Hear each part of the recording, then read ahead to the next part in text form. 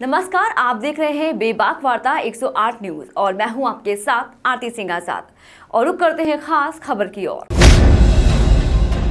आइए आज आपको साक्षात भगवान के दर्शन कराते हैं। जी हां, धरती के भगवान डॉक्टर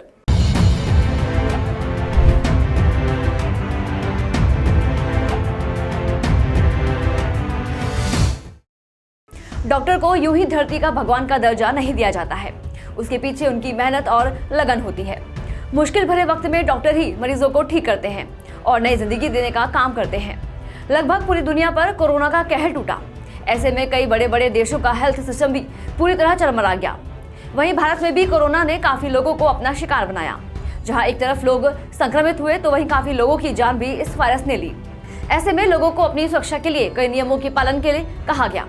वहीं जो लोग कोरोना से संक्रमित हो गए उनमें से कई लोगों का इलाज डॉक्टर की देखरेख में घर पर तो चला, तो कई लोगों को अस्पताल में भर्ती तक कराना पड़ा। ऐसे में लोगों की जिंदगी बचाने में डॉक्टर्स और मेडिकल स्टाफ ने अहम रोल निभाया। उन्होंने अपनी जान की फिक्र न करते हुए लोगों की जान बचाई। ऐसे में डॉक्टर्स को लोगों ने भगवान से भी ज्यादा माना।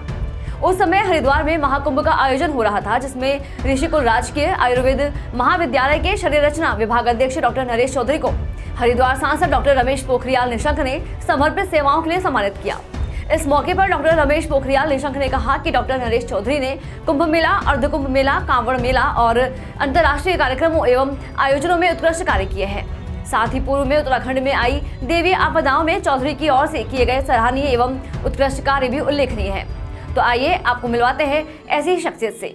वार्ता 108 और मैं हूँ नरेश तोमर। जी हाँ, हम आपको एक समय के लिए ले जाएंगे पीछे, वो समय जब यहाँ पर कोविड का संक्रमण था। हरिद्वार सहित पूरे देश विदेश में लगातार भयावह स्थिति थी। और उस समय मैं आपको बता दूं कि वो दौर एक ऐसा था जिसमें पत्रकारिता करते हुए हमें भी काफ़ी डर लगता था। यह वही स्थान है जहाँ पर मैं कोविड की पहली जाँच कराने पहुँचा था। तो उस समय यहाँ 15 डॉक्टर की पॉजिटिव जाँच आई और मेरा कैमरामैन मैं छोड़ के यहाँ से भाग गया था। और उस समय मैंने देखा तो डॉक्टरों की आंखों में आंसू भी थे। वो पल था कि जब यहाँ से निकलते मैं भी सोच रहा था कि अब क्या होगा। तो यही डॉक्टर थे जिनसे मैंने पूछा था कि अगर मैं पॉजिटिव आ गया तो उसका क्या होगा। उन्होंने कहा आपके पास फोन आएगा, गाड़ी आएगी, आपको ले जाएगी। स्थिति बहुत विकट थी उस दौर में। ऐसी शख्सियत थे नरेश चौधरी, डॉक्टर नरेश चौधरी, जिन्होंने अपने आप को संभाल के रखा। मोटिवेशन डॉक्टरों को भी करते रहे, अपना भी करते रहे। और उस समय उन्होंने संयम से काम लिया और पूरे हरिद्वार में एक नया दौर चलाया। कोविड के दौरान लड़ते रहे। तो उनसे आज जान लेते हैं आखिरकार वो समय कैसा था। जी डॉक्टर साहब। देखिए तोमर साहब, आपने वास्तव में ऐसी पुरानी यादों में हमें धकेल दिया। सच्चाई है, जब ये कोविड-19 बीमारी फैली थी और जब स्टार्ट हुआ था, वो दिन नहीं भूला जा सकता। और सबसे पहले जो चुनौतीपूर्ण टास्क डीएम साहब ने मेरे को दिया था, कोरोना पेशेंट एडमिट नोडल, जिसके लिए सब लोग डरते थे। कोरोना के पेशेंट्स को एडमिट करना और उसको नोडल मेरे को बनाया गया था। सबसे पहले जमाती आए थे और जमातियों की बसें भरकर जब यहाँ आती थी, सबसे पहले जो आइसोलेशन सेंटर बनाया गया था, उस सेंटर को भी डीएम साहब ने कहा कहाँ बनाया जाए, तो ऋषिकुल हॉस्पिटल को ही मैंने खुद कहकर अपने आप वॉलंटियर, मगर सर ठीक है, हमारे यहाँ 200 बेड का हॉस्पिटल है, आप हमारे यहाँ सेंटर को बनाइए। और पूरा का पूरा हॉस्पिटल भरा हुआ था जमातियों से। तब भी कोई अंदर जाने की हिम्मत नहीं करता था, लेकिन ऊपर गॉड गिफ्ट है ये। और ये सब सभी की शुभकामनाएं हैं। हमने उस टास्क को स्वीकार किया और बहुत ही मेहनत से मेरे साथ रेड क्रॉस के मेरे वॉलंटियर्स, मेरे ऋषिकुल के पीजी स्कॉलर्स, और मेरे पास इतनी सेना थी, इतनी मैन पावर थी, हजारों की संख्या में मेरे जो जितने भी स्टूडेंट्स थे, मेडिकल स्टूडेंट्स, उसका भी मुझे लाभ मिला। और उस टास्क को हमने स्वीकार किया। जमातियों को हमने ऐसे सलामत ठीक से यहाँ से अपने डिस्चार्ज किया, भेजा। उसके बाद आपने देखा कि जब कोविड पूरी तरह से घर घर फैल चुका था और स्थिति ये आ गई थी कि एक को अगर जरा भी बुखार है, खांसी है, तो अड़ोसी पड़ोसी भी डरने लगे थे कि किस तरह का माहौल है। अगर मेरे पास, जैसे आप आए थे उस दिन देखा था, तो ऐसे ही इस तरह के लोग आए थे कि एक मित्र अपने मित्र को लेकर आया। एक फैकल्टी का ही मेरे यहाँ सीनियर प्रोफेसर थे, वो अपने एक मित्र को लेकर आए। मैं उसको ज़रूर आपको जिक्र करना चाहूँगा। और कहने लगे कि इनका आरटीपीसीआर टेस्ट, मेरे यहाँ आरटीपीसीआर टेस्ट भी हम लोग यहाँ कराते थे। तो आरटीपीसीआर जैसे ही हमने टेस्ट कराया तो उसका पॉजिटिव आ गया, और उसमें एंटीजन टेस्ट कराया था। पॉजिटिव आते ही तो वो अपनी गाड़ी से लाया था, तो गाड़ी से वापस उसको नहीं लेकर गया। ऐसी स्थिति थी। और जब लोगों में, जब घरों में इस तरह की कैजुअलिटी हो रही थी, शमशान घाट पर भी लोग नहीं मिल पा रहे थे, उनको किस तरह से उनका दाह संस्कार किया जाए, तो वहाँ भी हमने मदद की रेड क्रॉस के माध्यम से। तो वो टास्क भी हमने स्वीकार किया। प्रवासियों को यहाँ से, जब प्रवासी आ गए थे और प्रवासियों को यहाँ से वापस भेजना था, कुछ बाहर के लोग थे जो, उनको भी भेजने के लिए हमने वो टास्क स्वीकार किया। स्टेशन से जब रेलवे स्टेशन से गाड़ियाँ आ रही थी दूसरे स्टेट से, और उसमें भी ये था कि हमारे स्टेट के प्रवासी आ रहे हैं और उसमें भी हो सकता है उसमें भी कोरोना पॉजिटिव हो, तो वहाँ भी हेल्प डेस्क बना के मैंने रेड क्रॉस का ना ये नोडल बनते हुए रेड क्रॉस के वॉलंटियर्स को लगाया, उस टास्क को भी लिया। और सबसे मुख्य टास्क जो मैं अब बताना चाहूँगा, 16 जनवरी 2021 को मैं नहीं भूल सकता और पूरी मेरी टीम नहीं भूल सकती, क्योंकि जब वैक्सीनेशन माननीय प्रधानमंत्री जी ने शुरू किया था तो तब भी ये था कि वैक्सीनेशन कहाँ से प्रारंभ किया जाए। डीएम साहब ने जब मीटिंग ली कि कहाँ वैक्सीनेशन सेंटर सबसे पहले बनाया जाए, खड़े होकर मैंने फिर स्वीकार किया, मगर सर वैक्सीनेशन सेंटर हम अपने यहीं बनाएंगे और vaccination centre heart of city है, सभी को हम वैक्सीन लगाना प्रारंभ करेंगे। उसके लिए एक मॉक ड्रिल की गई 8 जनवरी 2021 को, और मॉक ड्रिल में पूरा इसी तरह से बनाया गया है कि अगर किसी को कोई दिक्कत होती है तो किस तरह से हॉस्पिटल के नज़दीक सबसे पहले बड़े हॉस्पिटल में अगर उसको रेफर करना होगा, और वैक्सीनेशन के लिए कोल्ड चेन कैसे मेंटेन की जा सकती है, वो सब हम लोगों ने मॉक ड्रिल में तैयार किया। 16 जनवरी 2021 को सबसे पहले वैक्सीन लगवाने वाला भी मैं ही था। तो तब भी मेरे जो और भी डॉक्टर्स थे, मेरा पैरामेडिकल स्टाफ था, सब डर रहे थे, देख रहे थे कि देखो इनको क्या होता है। तो जब सब ने देखा कि कुछ नहीं हुआ तो धीरे धीरे लगवानी शुरू हुई।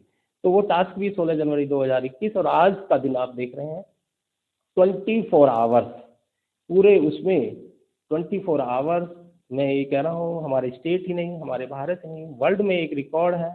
और एक ही प्लेटफॉर्म पर हमने 15 लाख से ज़्यादा वैक्सीन, क्योंकि उस समय कुंभ मेला भी आ गया था, कुंभ मेला का सारा पैरामेडिकल स्टाफ या पैरामिलिट्री फोर्स या जितना भी कर्मचारी अधिकारी काम करने वाले थे या साधु संत या यहाँ जितने भी यात्री श्रद्धालु आए थे, उन लोगों को वैक्सीन लगाने वाला भी टास्क बहुत ही चुनौतीपूर्ण था। वो भी मैंने शहर स्वीकार स्वयं किया, as a volunteer, as a nodal अफसर स्वीकार किया, और पूरी अपनी मैन पावर के साथ, अपनी मैन पावर पर मुझे इतना भरोसा था, 24 आवर्स हमने एक एक दिन में 20-20 साइट चलाई, और पूरी 24 आवर्स रात को भी हमने यहाँ वैक्सीन लगाई। एक एक दिन में हमने 7-7 हज़ार 8-8 हज़ार वैक्सीन लगाई। उसके बाद एक इस तरह का माहौल चला कि जो फैक्ट्रियों में या इंडस्ट्रियल एरिया है, वहाँ लोग जो काम करते हैं उनको लोगों ने बाहर, उनके जो ओनर्स थे उनको सबने कह दिया था कि वैक्सीन का सर्टिफिकेट लाएंगे, वैक्सीन लगवा के आएंगे तभी आपको, नहीं तो जॉब से निकाल दिया जाएगा। तो वो भी टास्क कोई स्वीकार नहीं कर रहा था, कोई, क्योंकि सब बाहर के एम्प्लॉयज़ थे, वो भी हमने स्वीकार किया। हमारे यहाँ सड़क तक लाइन लगी रहती थी, मैंने मैन पावर बढ़ाते हुए, चाहे बरसात हो चाहे किसी तरह का मौसम हो, आपने देखा होगा बाहर इस तरह के स्टैम्पेड होते होते बचे, कई हज़ार लोगों को वैक्सीन लगा के हमने सुरक्षित करके भेजा। और ये ऊपर गॉड गिफ्ट है, और सबसे बड़ा आशीर्वाद मेरी माँ का मिला। 16 जनवरी 2021 को मेरी माँ ने मेरे हाथों में दम तोड़ा, और माँ के आशीर्वाद से आज तक पीछे नहीं आया। अभी अब मैं आपको बता दूं, वो समय की ऐसा था कि जिस समय हम भी पत्रकारिता कर रहे थे, और पत्रकारिता करते करते जिससे भी हम मिले, अखिलेश यादव यहाँ पर पहुंचे, हमने उनका इंटरव्यू करा, वो यूपी पहुंचे और वो पॉजिटिव पाए गए। नरेंद्र जी महाराज का हमने इंटरव्यू करा, वो पॉजिटिव पाए गए। यानी जिसका भी हम इंटरव्यू करते थे वो पॉजिटिव हो जाता था। हम सोचते घर जाकर के हमारा क्या होगा, हम फिर यहाँ पहुँचते थे अपना टेस्ट करवाने। वो स्थिति वो थी कि जब आदमी पॉजिटिव निकलता था तो उसकी सांसें ऊपर के नीचे, नीचे की ऊपर हो जाती थी, मौत का मंजर उसके चेहरे पे साफ दिखाई देता था। पर नरेश चौधरी डॉक्टर ऐसे थे कि जो लगातार मुहिम में जुड़े हुए थे। जब इनके पास हम आते थे, हम कहते थे कि वो पॉजिटिव आगे कर हमारा चेक करो, और चेक करवाते नेगेटिव निकलते थे। एक शांति तो हमें मिलती थी, लेकिन मोटिवेशन इनके द्वारा किया जाता था। आज इन्हीं से और जानेंगे हम कि डॉक्टर साहब जिस समय आप मोटिवेट करते थे, पूरी टीम को आपने मोटिवेट करा, वो पल डॉक्टरों के आंसू भी आते थे और वो काम में लगातार करते थे। किस तरह से आप मोटिवेट करते थे उनको? देखिए, मैं खुद ही उदाहरण था, क्योंकि मेरी माँ ने भी जब 16 जनवरी 2021 को आखिरी सांस मेरे हाथों में लिया, मैं अंतिम संस्कार करके फिर उसी तरह से इसमें जुट गया। मेरे वॉलंटियर्स थे मेरे साथ, कई की मदर, फादर, किसी की दादी, दादा, क्योंकि उसमें इसी तरह से, क्योंकि वो कोरोना पॉजिटिव होकर यहाँ से हमारे पास जितने भी वैक्सीन लगवाने वाले आते थे, उसमें ये हमें ये नहीं मालूम था कि वो कोरोना पॉजिटिव है। तो वो कोरोना पॉजिटिव भी होते थे और वैक्सीन लगवा रहे हैं। हमारे वॉलंटियर सारे, मेरे रेड क्रॉस के वॉलंटियर, मेरे जूनियर डॉक्टर्स वैक्सीन लगा रहे हैं। उसके बावजूद वो लगाने के बाद खुद वो कोरोना पॉजिटिव हो गए और फिर उन्हें अपने परिवार में संपर्क में रहे तो वो भी कोरोना पॉजिटिव हो गए। और इस तरह की ऐसी स्थिति थी, जब सेकंड लहर आई थी तो सेकंड लहर में बहुत ने अपने नियर डियर को खोया। लेकिन हमने आपस में बैठ के यही किया कि नहीं, हमें एक ये युद्ध की तरह, क्योंकि ये इस तरह की मानव है, हम ऐसे नहीं है कि हम इस तरह का हम पीछे हट जाएंगे। और हमने इसी तरह के मैसेज दिए सभी को कि नहीं, इस तरह से अगर ये बड़ी बीमारी आई है, पूरे विश्व में आई है, हमको इसको संघर्ष जिस तरह से हमारे सारे और योद्धा हमारे जो सैनिक हैं वो युद्ध में करते हैं, इसी तरह से हम इस महामारी को एक युद्ध की तरह लड़ेंगे। और सभी ने सैनिक के रूप में काम किया। और निश्चित सी बात है, ऐसे वॉलंटियर, ऐसी महामारी कभी ना सुनी हमने। पहले हमारे पूर्वजों ने जो हमने पहले सुना था कि ऐसी महामारी कुछ इस तरह से फैल जाती है कि हजारों की संख्या में इस तरह की कैजुअलिटी होती है, ये आंखों देखी थी।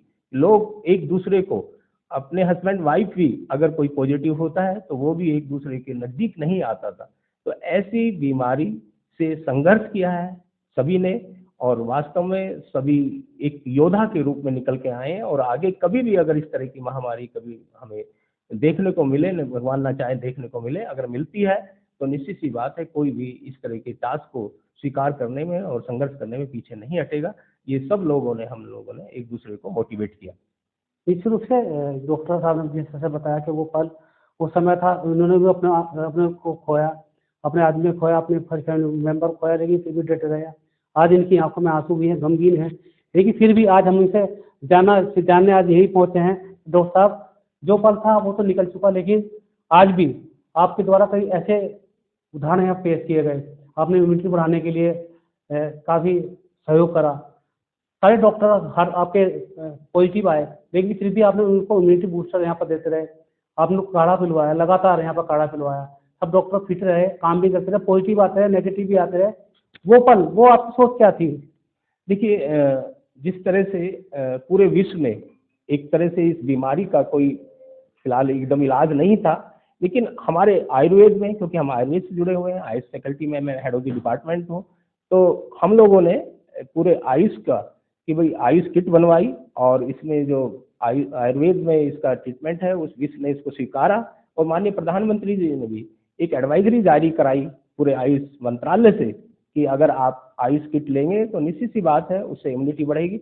और जब इस तरह की बीमारी होती है तो इम्यूनिटी हमारे, वैसे हमारी इंडिया में गॉड गिफ्ट है, हम लोग इस तरह की इम्यूनिटी पहले से ही रखते हैं। आपने देखा होगा दूसरी कंट्रीज में कैजुअलिटी काफ़ी हुई थी, और उनकी कारण यही था कि वो बहुत सेंसिटिव होते हैं। हम लोग इस तरह के नेचर में रहते हैं, इस तरह के क्लाइमेट में रहते हैं, लेकिन हमने आयुष विभाग से इस तरह की किट, और सभी को हमने प्रेस वालों को भी, सारे प्रेस वालों को आयुष किट उपलब्ध कराई। और जितने भी हमारे जो फ्रंट लाइन वर्कर थे जो इसमें काम कर रहे थे, उनको सभी को डीएम साहब की तरफ से, हमारे आयुष विभाग की तरफ से, आयुष मंत्रालय की तरफ से आयुष किट उपलब्ध कराई। और आयुष किट जैसे ही लोगों ने उसका सेवन किया और इम्यूनिटी बढ़ी, और उसके बाद वैक्सीन आई गई थी, और वैक्सीन जिसने अपनी प्रॉपर समय से लगवा ली, और वो निश्चित सी बात है इस बीमारी से सर्वाइव कर पाया। और सबसे मेन तो जो आप कह रहे हैं, हमें मोटिवेशन का काम हमारे जो नियर डियर गए हैं, हमने यही रहा है कि काश अगर वो भी समय से इस तरह की अवेयर रहते। और जैसे सेकंड उसमें आप लहर में आपने देखा, ऑक्सीजन की कमी इतनी ज़्यादा आ गई थी कि ऑक्सीजन के सिलेंडर नहीं मिल रहे थे, घर घर में ऑक्सीजन के सिलेंडर लोग स्टोर करने लगे थे। तो वो भी हम लोगों ने अवेयर किया सभी को कि नहीं, ऑक्सीजन की सबको ज़रूरत नहीं है, ऑक्सीजन की जिसको ज़रूरत है उसको आप हॉस्पिटलाइज करिए, हॉस्पिटल में भेजिए। और देखा तीसरी लहर जिससे लोग डर रहे थे वो इस तरह से नहीं आ पाई। तो अवेयर ही का वो था, हमने जन जागरण अभियान चलाए, और जन जागरण अभियान से हमारा पूरा जनपद ही नहीं, पूरे उत्तराखंड में, पूरे भारत में इस तरह से जन जागरण अभियान से हम कोरोना से अपने आप को बहुत ज़्यादा मुक्त कर पाए। तो देखा, आज हमने आपको एक ऐसी सक्सेस से मिलवाया जिन्होंने ना हमें मोटिवेट किया, बल्कि सब प्रशासनिक अधिकारी को बहुत मोटिवेट किया, सारे प्रशासन को उन्होंने मोटिवेट किया, पत्रकारिता जगत में उन्होंने मोटिवेट करा, डॉक्टर्स को मोटिवेट करा। हालांकि उनके पास जितने भी लोग यहाँ पर पॉजिटिव होकर आए उनको मोटिवेट करा। निश्चित रूप से ऐसे आदमी को सभी को सलाम करना चाहिए और ऐसे व्यक्ति को हमेशा आदमी को ध्यान में रखता है और हम भी इनको कभी नहीं भूल पाएंगे। अपने सहयोगी हर्ष तिवारी के साथ मैं नरेश कुमार बेवा, हरिद्वार। खबरें अभी और भी हैं, बने रहें हमारे साथ और देखते रहें बेबाक वार्ता 108 न्यूज। नमस्कार।